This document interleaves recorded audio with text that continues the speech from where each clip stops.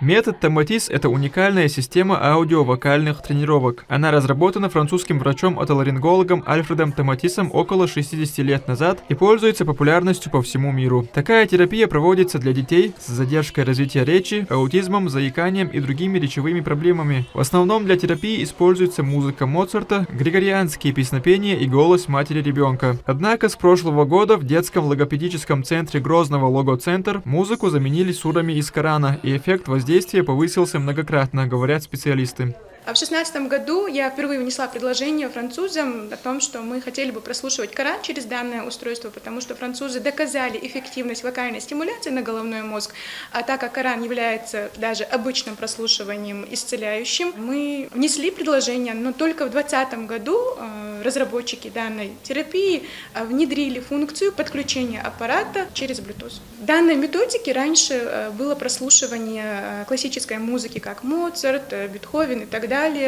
Тогда было очень много желающих, но ввиду того, что там была музыка и лечение детей через музыку как-то не приветствовалось родителями. Сейчас же спрос на прослушивание Корана через томатис-терапию значительно возрос. Логоцентр впервые в республике адаптировал чтение Корана под томатис-терапию. Полный курс включает 15 процедур с длительностью от 40 до 1,5 часов слушания. Для проведения томатис-терапии достаточно лишь специальных наушников и телефон. Какую суру слушать вы можете выбрать сами. Необходимо лишь подключить свой смартфон к этому аппарату через Bluetooth. И самая главная особенность, во время процедуры можно заниматься любым делом.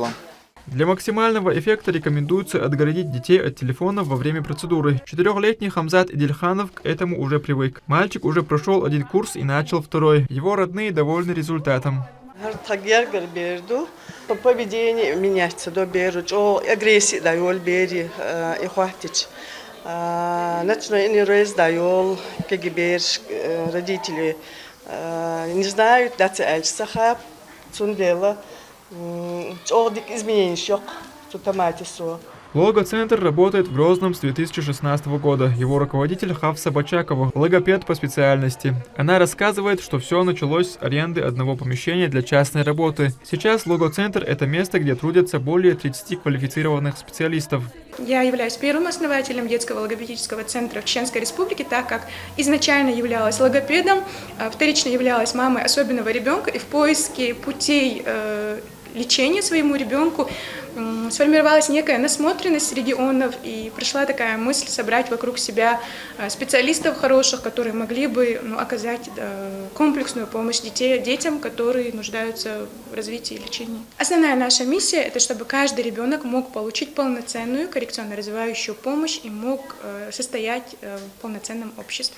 Томатис-терапию в логоцентре могут проходить не только дети, но и взрослые. Данная методика не медицинская, а педагогически развивающая. При комплексной работе с такими специалистами, как логопед, педагог или психолог, результат эффективности превышает в несколько раз. Абдулла Батаев, Адам Михеев. Неделя.